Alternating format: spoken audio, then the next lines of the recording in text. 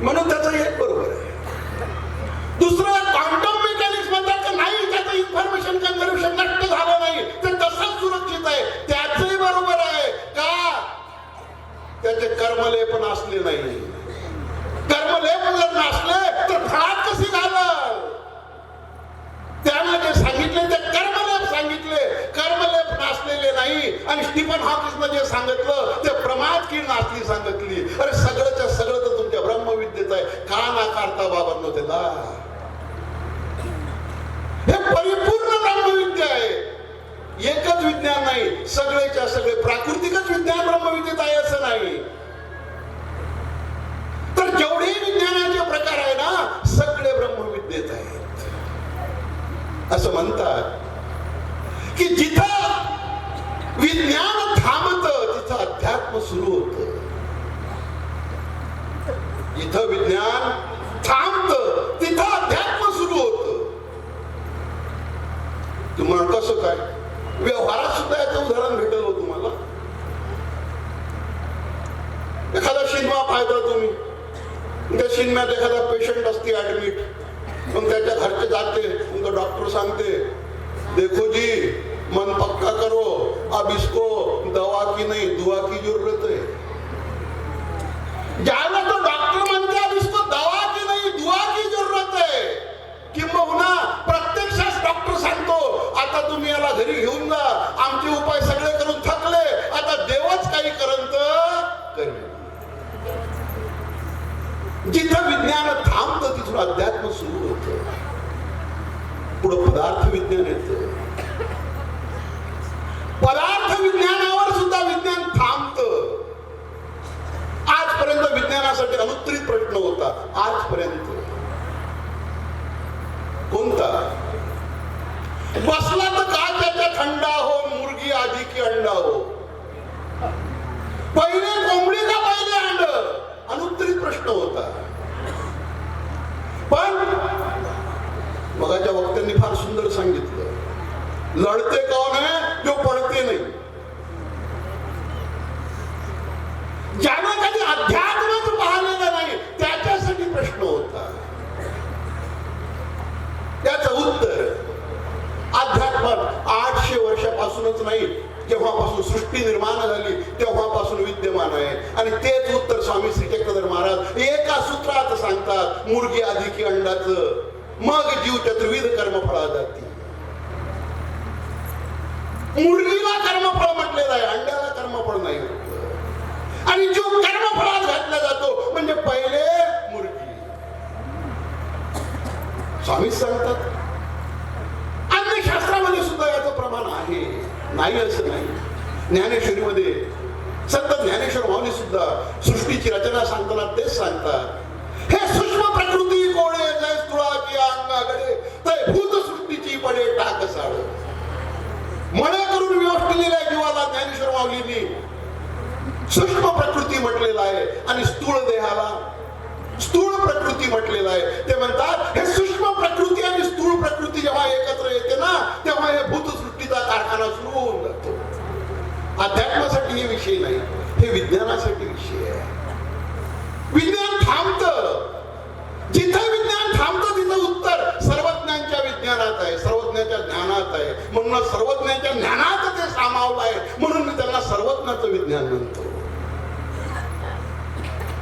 कुठं थांबतं विज्ञान?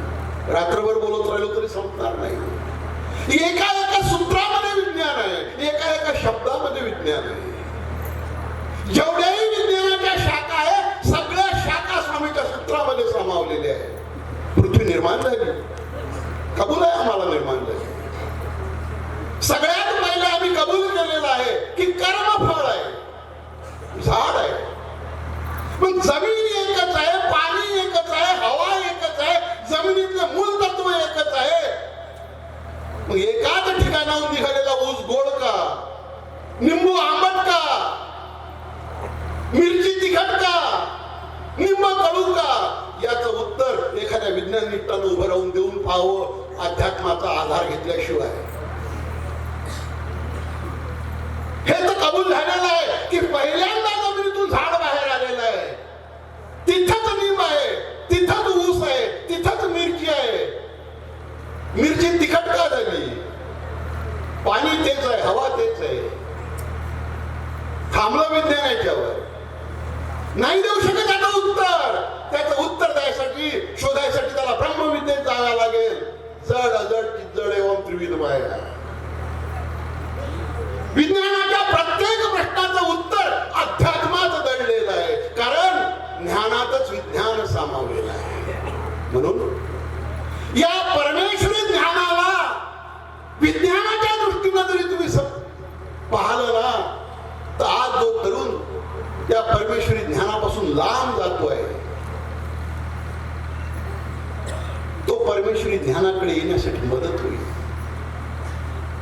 परंतु परमेश्वरी ज्ञान म्हणजे काहीतरी आध्यात्मिक थोतांड आहे, असा जो गैरसमज झालेला आहे. या विज्ञानात काय आहे, चांगलं आहे, वाईट आहे. आता ते पंथीय परिभाषेमध्ये विज्ञान काय, त्याचे थोवे काय वगैरे बोलायचं हा ठिकाण नाहीये. परंतु विज्ञान काय आहे, विपरीत आहे. आणि जे विपरीत आहे, आता अलीकडे त्या विज्ञानाची एक व्याख्या विनाशक ज्ञान असे सुद्धा होऊ शकत. होऊ शकतं करतो म्हटलं तर, कारण एक दिवस तेच विनाश करणार आहे. आणि त्या विनाशापासून जर स्वतःला वाचवायचं असेल तर एकच उपाय आहे, परमेश्वरी ज्ञानाकडे जाणे. सरांनी सांगितलं की हे परमेश्वरी तत्वज्ञान एवढं सुंदर आहे की याला ग्लोबल का नोबल भेटायला पाहिजे. परंतु ते परमेश्वर आहेत. आणि मला असं वाटलं की त्या परमेश्वराचा जो अनुयायी आहे त्याला दिवसभर जरी त्या परमेश्वराची तत्वज्ञानाची स्तुती केली तरी त्यात तेवढं नवल नाही. पण जेव्हा एखादा अन्य माणूस, आणि तोही नास्तिक, जो म्हणतो मी परमेश्वराला मानत नाही, असा एखादा नास्तिक विद्वान जेव्हा एखादं वाक्य बोलतो, एखादं वाक्य लिहितो, तेव्हा त्याला विशेष महत्व प्राप्त होतं. नागपूरला हिस्लॉप कॉलेजचे इतिहास विभागाचे प्रमुख आहेत प्राध्यापक मामा देशमुख. त्यांनी अनेक पुस्तकं लिहिली. त्याच्यामध्ये त्यांनी एक पुस्तक लिहिलं, मध्यमयुगीन भारताचा इतिहास. त्या मध्यमयुगीन भारताचा इतिहास या पुस्तकामध्ये त्यांनी एक वाक्य लिहिलं. ते पहिलेच म्हणतात मी नास्तिक आहो, मी देव बिव काही मानत नाही, मी नास्तिक आहो. पण तरी त्याने एक वाक्य लिहिलेलं आहे. ते वाक्य त्या पुस्तकात मी माझ्या पदरचं सांगत नाहीये.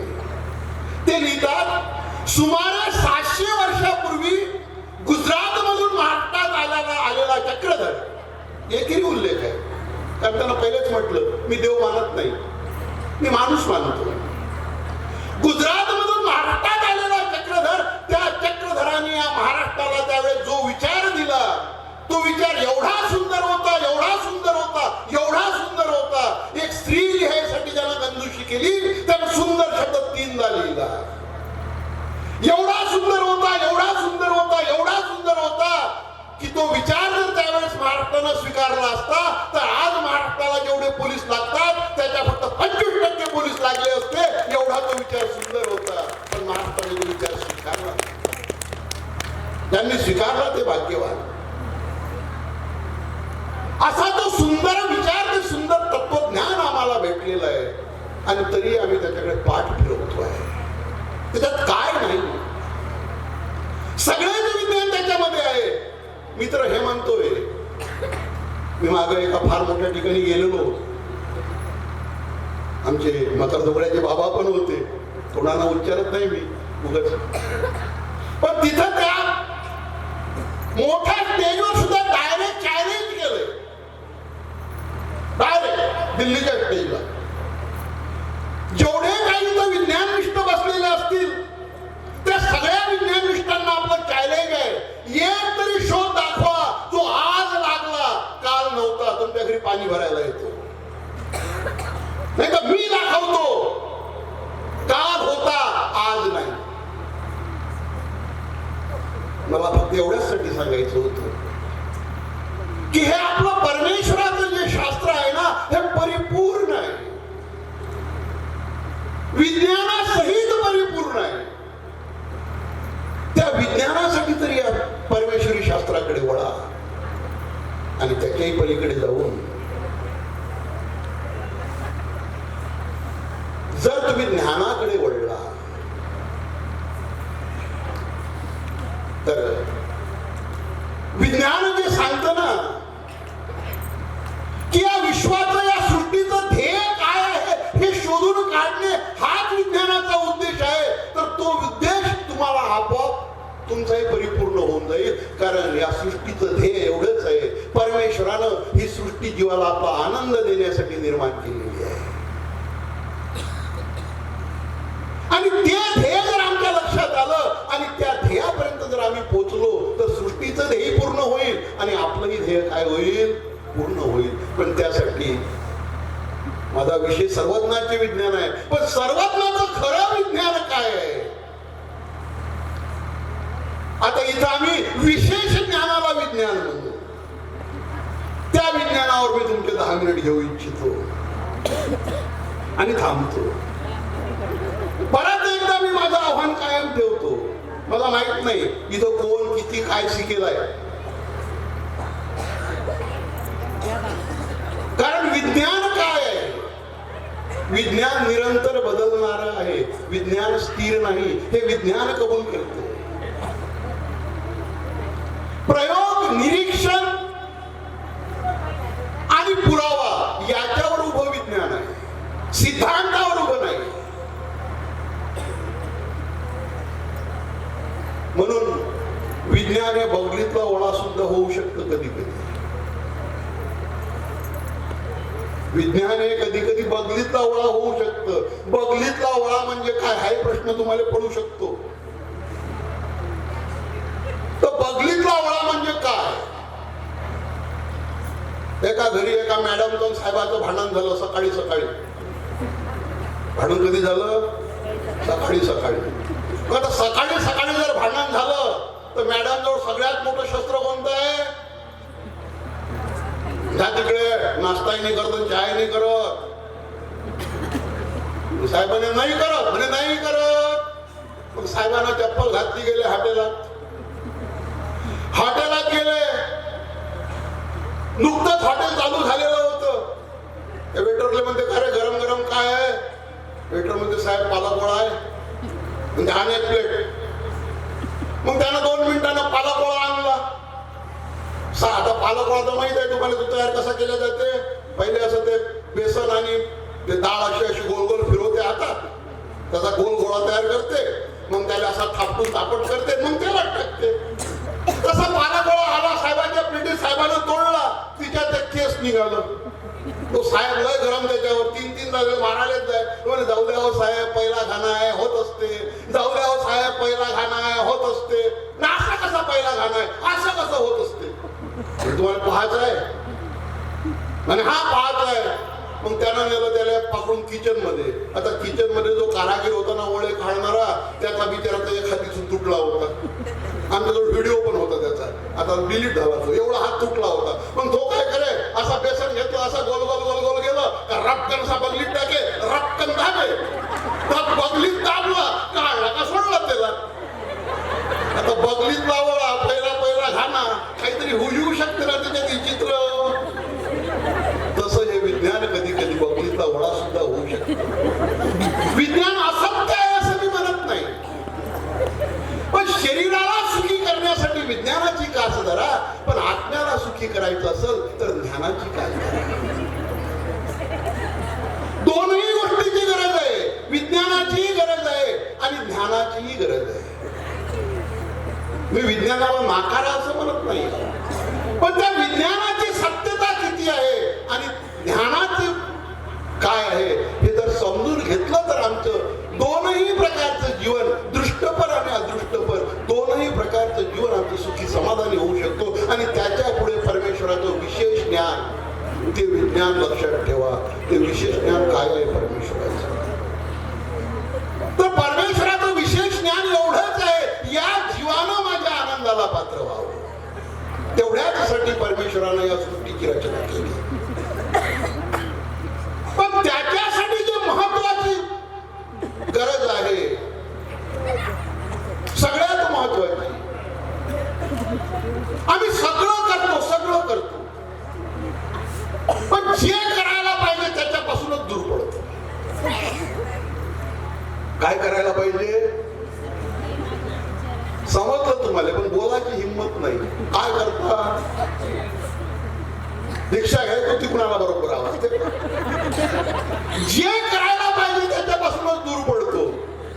आता वास्तविक हे काही काम सोपं नाही बरं. जगात सगळ्यात सोपं काम आहे म्हणते दुसऱ्याला सल्ला देणं. कोणतं काम? दुसऱ्याला सल्ला देणं जगातलं सगळ्यात सोपं काम आहे असं म्हणतात, पण ते 100% खरं नाही बरं. कधी कधी अंगावर शकते ते. एक पाटील होता, त्या पाटलानं आणली सारांखेडच्या बाजारात जत्रेतून 1.5 कोटीचा घोडा. आता असं म्हणतात घोड्याच्या जवळ जर बकरा बांधला तर घोड्यावर आलेला रोग त्या बकऱ्यावर जातो, घोड्याला रोग होत नाही. म्हणून त्याच्या संग 5,000चा बकरा आणला. घोडं पडलं बिमार काही दिवसानं. डॉक्टरनं पाटलानं खूप प्रयत्न केले, लाखो रुपये लागून गेले. 2-4 महिने निघून गेले, घोडा दुरुस्तच होईना. शेवटी त्या घोड्याचा त्रास डॉक्टरकडूनही पावल्या जात नव्हता, पाटलाकडूनही पावल्या जात नव्हता.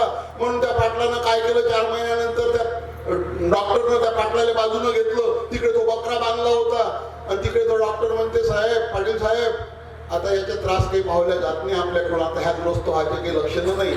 सकाळपर्यंत काही या शेवटच्या इंजेक्शनाचा असर झाला तर ठीक, सकाळपर्यंत ह्या आपल्या पायावर उभा राहिला तर ठीक, नाही तर उद्या याला आपण एक मरणाचं इंजेक्शन देऊन देऊ आणि याला मोकळं करून टाकू वेदनेतून. आता ते बोकड्यानं ऐकलं.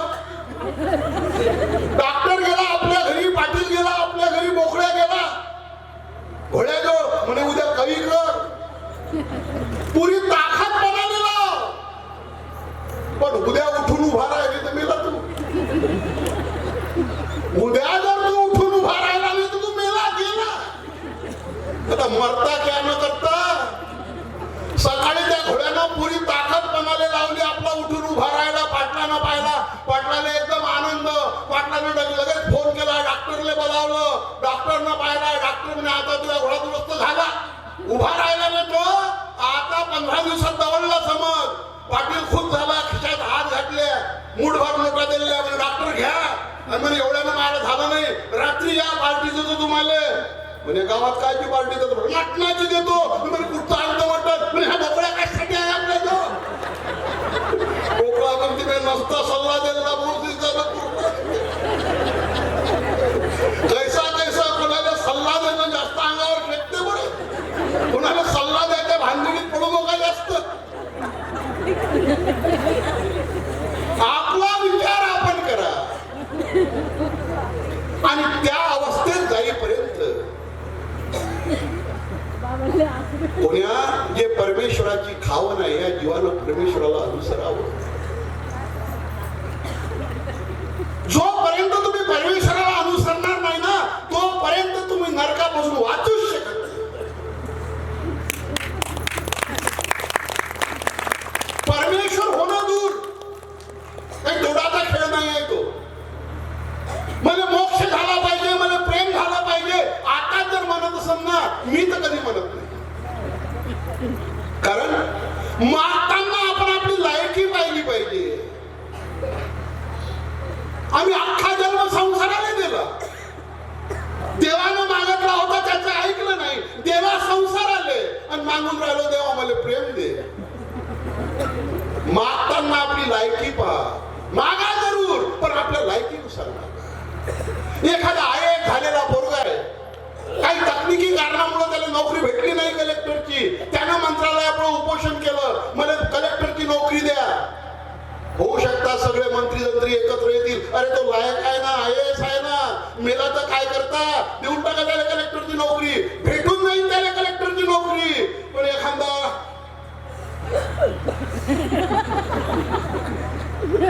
जन्मात शाळेचं तोंड पाहिलं नाही,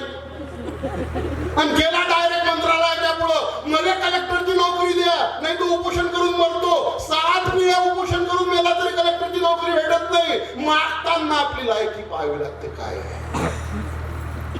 देवाचं ऐकलं नाही ना आम्ही, नाही दिला ना देवाला पूर्ण जन्म, संसाराला दिला ना,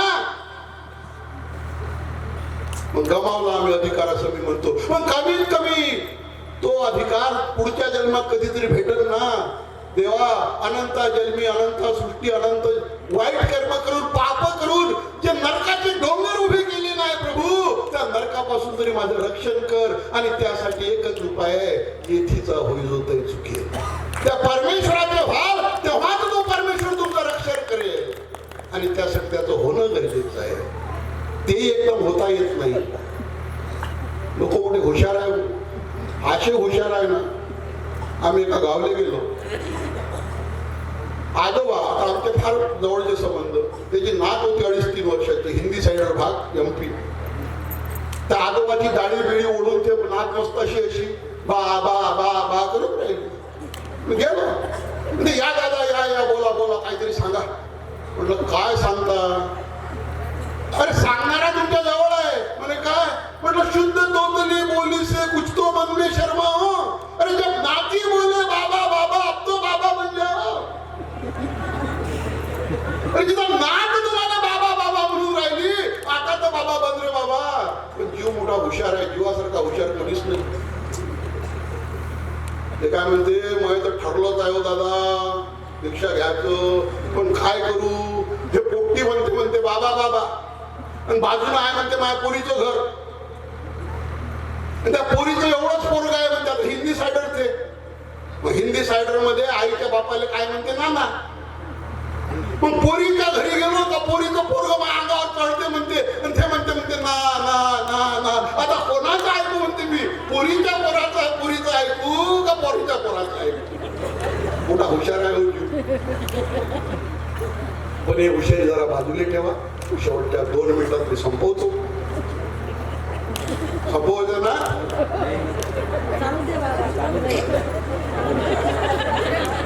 फक्त विशेष ज्ञान सांगतो, आणि तेही सगळ्यांना नाही. मी तो मानभाव नाही.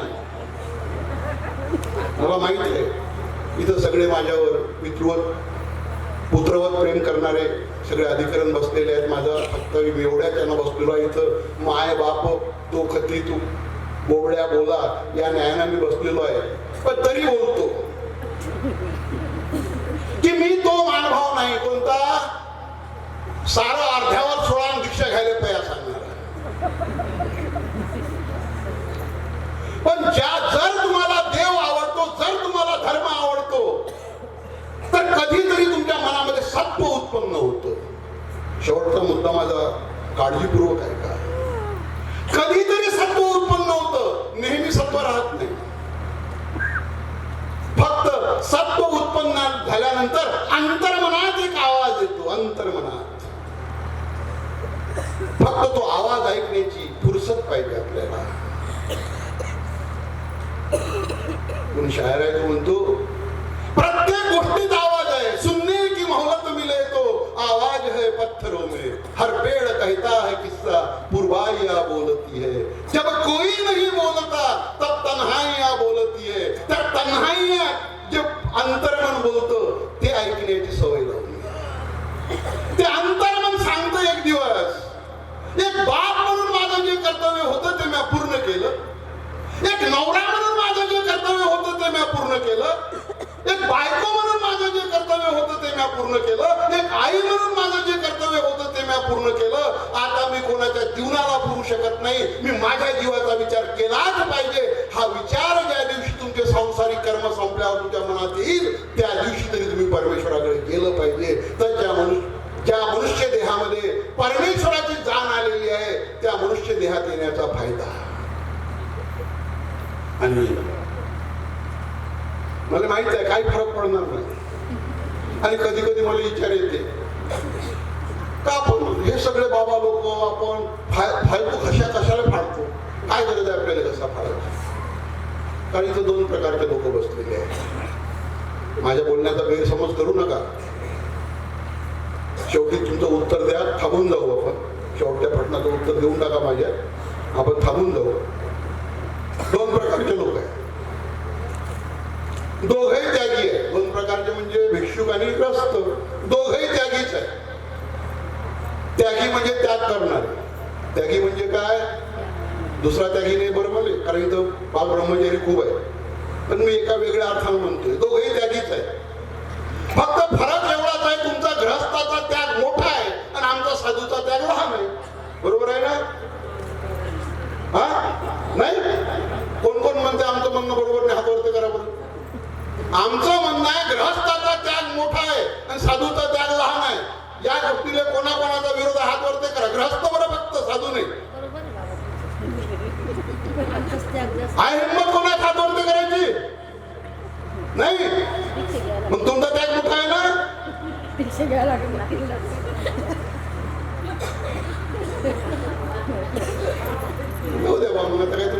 एक तर उत्तर द्या काहीतरी. तुमचा त्याग मोठा आहे की नाही साधूपेक्षा?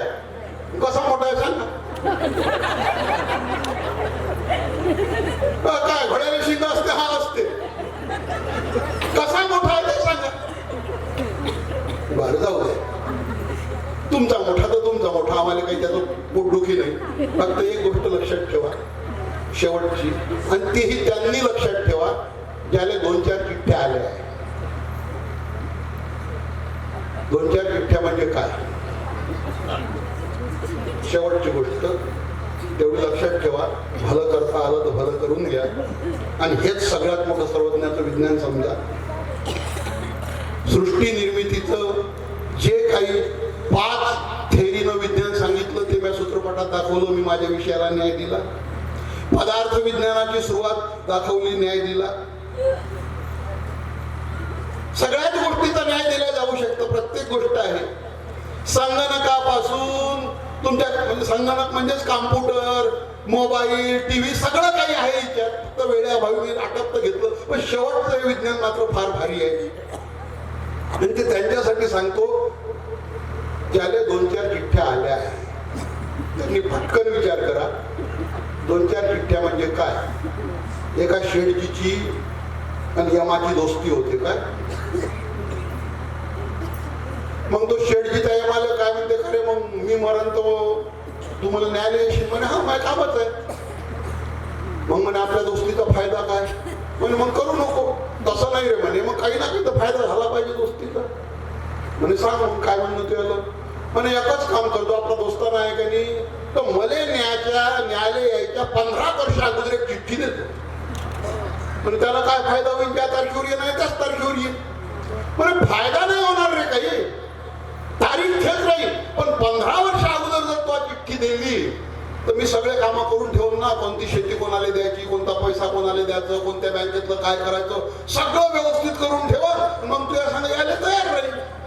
म्हणे ठीक आहे, आता दोस्ताना केलं तर तेवढं काम करून तू यायला. न्यायालय याच्या 15 वर्ष अगोदर मी तुझी चिठ्ठी दिली. मग शेठजी बिनधास्त झाला. पहिले चिठ्ठी येईल 15 वर्ष अगोदर, आणि मग यम येईल. अजून तर चिठ्ठीच नाही आली, बिनधास्त जगून राहिला. पण मजा जीवनात. एक दिवस रात्री 12:30 वाजता अचानकच आला यम. म्हणे शेठजी चला. म्हणे कसं काय चला? आपलं काय ठरलं होतं? 15 वर्ष अगोदर चिठ्ठी देईन. म्हणे मी दिल्ली. शेठजी म्हणे नाही दिल्ली. यम म्हणे दिल्ली. दोघांची बहेर. शेठजी म्हणे सांग कैसा दिल्ली? यम म्हणे सांगू. म्हणे सांग. म्हणे तुम्ही माणसं आहे, आम्ही यम आहो. म्हणे हा. म्हणे तुमच्यापेक्षा आमचं काम जरासं उलट असते. म्हणे कसं? तेव्हा मोबाईल नव्हते. म्हणे तुम्ही माणसं जर कोणाला चिठ्ठी लिहायची असेल तर पांढऱ्या कागदावर काळ्या सहीने लिहून पाठवता. म्हणे हा. म्हणे आम्ही उलट करतो, आम्ही काळ्या कागदावर पांढऱ्या सहीने लिहून पाठवतो. म्हणे ज्या दिवशी तुझ्याला काळ्याचे पांढरे झाले त्या दिवशी मी पहिली चिठ्ठी पाठवली होती, तो काय लावून लपवली, त्याला मी काय करू? तो डाय लावून चिठ्ठी लपवली, त्याला मी काय करू? अशा 2-4 चिठ्ठ्या ज्याला आल्या आहे ना, त्यांना तरी नक्की विचार करा की या महाभयंकर नरकापासून स्वतःचं रक्षण करायचं असेल. जे तरुण आहेत त्यांनी भक्ती मार्गावर चालण्यासाठी एकच काम करा. काय आहे भक्ती मार्ग? प्रभू की चाह में अपनी चाह मिलाना भगवान भक्ती आहे. परमेश्वराला जे वाटतं तेच मी केलं पाहिजे असा मनामध्ये विचार आणणं हेच भक्ती मार्गाचं पहिलं भक्ती आहे. धर्मानं ज्या गोष्टीला मनाई सांगितली, आजच्या तरुणानं आपलं जीवन काय केलेलं आहे? ईट, ड्रिंक अँड बी मॅरी. म्हणाले वाटण ते खा, म्हणाले वाटण ते प्या, वाटण तिच्यासोबत लग्न करा. That is life. हे लाईफ नाही. या दारूसाठी, मटणासाठी स्वतःला मारून टाका. आणि सगळ्यात महत्वाचं शेवटचं, जीवन आहे, दुःख येणारच आहे, संकट येणारच आहे. जीवन की अंधेरी रातों में, दर्द भरी तूफानों में विश्वास का दीप जलाए रखना भगवान भक्ती आहे. तो विश्वासाचा दिवा जिवंत ठेवा आणि त्या परमेश्वराच्या ज्ञान मार्गावर चालत राहा.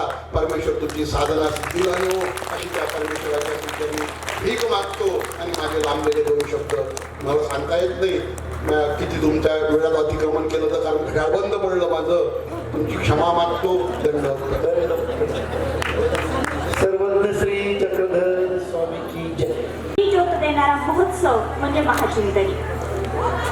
आणि या महाचिंतनीच्या आजच्या या 6व्या सत्रामध्ये आपण सर्वजण या ठिकाणी सर्वप्रथम लीळाचरित्रावर नव्हे तर सर्वज्ञ श्री चक्रधर भगवंतावर ज्यांनी अभूतपूर्व असं मंथन या ठिकाणी केलं असे जलील महाराज फळामासाने जरी मुस्लिम समाजाचे असले आणि संप्रदायाने वारकऱ्यांचे प्रतिनिधी असले तरी सुद्धा सर्वज्ञ श्री चक्रधर प्रभूवरती त्यांनी अतिशय योग्य प्रकारचे पैलू या ठिकाणी आपल्याला उलगडून दाखवले. मी आदरणीय श्री जलील महाराज यांचेही आभार व्यक्त करते. जलाल महाराज यांचेही आभार व्यक्त करते. आणि तसेच दृष्टांत पाठातील कथा या विषयावर ज्यांनी समीक्षणात्मक पैलू आपल्या समोर सांगून दृष्टांतातल्या कथा आपल्याला सांगितल्या असे प्राध्यापक सतीश तराळ यांचेही मी आभार व्यक्त करते. तसेच विज्ञान आणि ज्ञान या 2 गोष्टींची सांगड घालत ज्यांनी अतिशय आपल्या सर्वांना खिळून ठेवलं असे निर्गुण मुनी भोजने यांचेही सर्वज्ञांचे विज्ञान या विषयावरील अप्रतिम व्याख्यान आपण सर्वांनी ऐकलं. मी त्यांचेही आभार व्यक्त करते. आणि ज्यांनी या चिंतनी परिवाराला या ठिकाणी आपल्या जागेवरती हे कार्यस्थळ उपलब्ध करून दिलं असे आदरणीय श्रद्धेय प्रातस्मरणीय कवीश्वर कुलाचार्य अमरावती निवासी बाबाजी त्यांचेही आभार व्यक्त करते. तसेच चिंतनी परिवार व निर्गुण ब्रह्मसेवा समिती रिद्धपूर यांचेही आभार व्यक्त करते. आणि जाता जाता खरं तर ज्या विचारांची दिशा ज्यांच्यामुळे आपल्या सर्वांना मिळत आहे असे आदरणीय श्रद्धेय प्रातस्मरणीय चिंतनी प्रवर्तक मोठे बाबाजी यांचेही या ठिकाणी आभार व्यक्त करते. आणि हा कार्यक्रम संपला असं जाहीर करते. सर्वज्ञ श्री चक्रधर स्वामी की जय.